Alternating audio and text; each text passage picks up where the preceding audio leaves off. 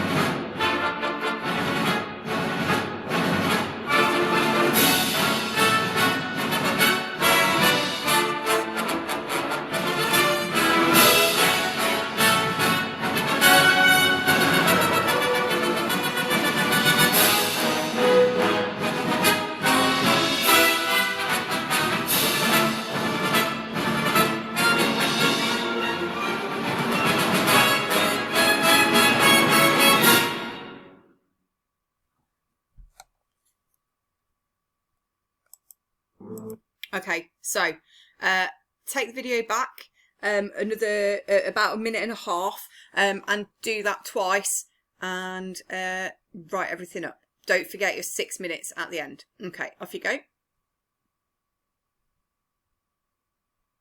Okay, right. I'm hoping that you have done that. Please, please, please. If you want me to check it, I would love to. I have got the answers on the next slide, but if you want to, just so that I can see where you are at, feel free to upload it onto Teams. So just take a photo of it, or if you've done it on a computer, just upload onto Teams. It's really easy. Go into the file section, or I think you can send it to me on chat as well. So however, it would be lovely to see who of you is actually doing stuff and who isn't, because I'm a bit disheartened with the amount of people that have done the work on Music First. So it'd be nice to see that we've actually done something. Okay. Oh, no, don't want to play again. Here we go. Right, this is the actual mark scheme from the exam.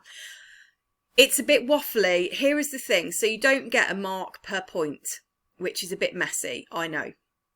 They look at it in a holistic fashion. So if you have used lots of musical vocabulary and it's all fairly accurate, you get a nice mark. I would say if you make between 10 and 12 really good points, that would get you probably an 8, 9 or a 10. Okay. If you waffle, you don't use any musical terms, you're not going to get that many marks. So I'm just going to read you through this, save you reading it by yourself, though you can do obviously. Right, so when it says indicative comments should be used in conjunction with the grid which follows, it means you need to say you're indicating in the music what you can hear. Answers should explain musical features that reflect the action up to a maximum of 10 marks. You have to refer them to the action. If you just write a list of what you hear but don't refer it to the action, you will get in the bottom bracket. Okay, so the piece falls into 3 main sections. So it's talking about structure here. A long A section, a short contrasting section based on the ideas from the A section, and then an abbreviated, shortened return of the first A section. It is basically monothematic. It's got one theme. This underlines the character's steadfast and dedication. He's got one thing on his mind. Okay, that's what that's saying. Orchestral instruments are used throughout. There you go, that'd be a mark. And the brass, woodwind and percussion are particularly prominent. Sonorities, instruments, frequently begin dark and muted and then gradually brighten, which highlights the feeling of excitement and expectation, referring to the storyline. Articulation is frequently detached and aggressive, which highlights the agitated mood. Texture. There is a homophonic texture. So if you've written about homophonic texture, cracking on. There is a homophonic texture for the first and last sections, and a melody and accompaniment texture for the central section, which homophonic is melody and accompaniment, but sometimes homophonic can just mean chords, doesn't have to have a melody. The orchestral texture gradually thickens through the extract. Orchestral texture being more instruments are added. So don't wait for these key like phrases. If you've got something that basically says the same, you don't have to use poncy terms like the orchestral texture. You could just say more and more instruments are added. The subtle facets of the main character's personality are presented in a variety of guises. I mean, anything that you write, if it is plausible to go with the storyline, that would work. Okay, you could talk about the texture getting thicker, and it could be the development of the character's personality. Yes, or him thinking about more things to do with the case, more storylines in the detective world. Does that make sense? There is a wide dynamic there's a wide dynamic range, including frequent use of crescendo, and generally speaking, the dynamics gradually increase towards the final climax, all of which emphasise the dramatic mood. So you can talk about the crescendos building suspense. You could talk about the crescendos building as if something is happening within the storyline. Even if it was like crescendos could be where he is running towards an open door, for example. There is frequent use of silence for dramatic effect. I mean, for dramatic effect, it's fairly vague. The extract utilises a minor tonality, which represents the criminal underworld. Main theme is based on an ascending arpeggio or broken chord, and the tessitura, that's basically the range, gradually widens throughout the extract. Both give the feeling of triumph to the character of the main character. Dick Tracy is able to conquer adversity. Okay, there are numerous ostinato figures. Think about Harry Potter Puppet Pals, you know, the repeated phrases. So there are numerous ostinato figures incorporating semiquaver and triplet figures, which frequently form both melodic and accompanying ideas. So there's lots of repeated mini phrases. Okay, again, a feeling of endurance. Strength and steadfastness pervades the piece. Tempo is quick for the first two sections, and quicker still for the final section, which emphasises the feeling of excitement. So some of these are more complex than others, but even if you got the more basic ones, you would probably get half marks. This content is not exhaustive, and examiners should use their professional judgment to cover all valid and additional alternatives, which is why I'm saying if you want to send it to me and I'll read it through, this isn't everything. They've tried to get sort of your very high flying classical musicians who will explain things far more complex than I will ask you to do. So there are some simple things and some very complex ideas in there, like the triplets and semiquaver patterns and things. If you send me your work, I'll go through it and I'll give you a mark out of 10.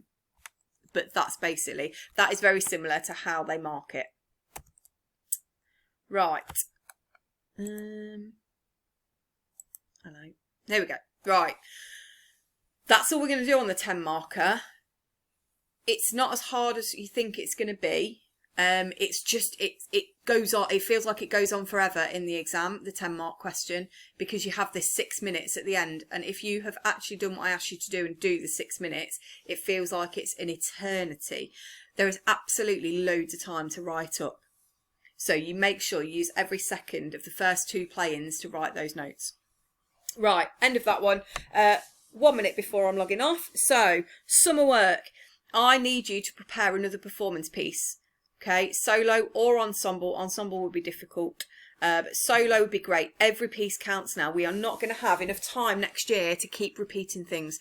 So if you're going to do something, do it really, really well. It's worth 15%. And as soon as you send it to me in year 11, it can go to the exam board. So if you can get me a solo in the first week of September, then that is, and it's a good enough quality when I mark it, that's 15% of your entire GCSE done and dusted. Make sure you have a bank of words for every element of music. Don't just have them on a piece of paper, know them. That is it. Have the best summer. I miss you all, and I'm looking forward to seeing you in September. Keep in touch.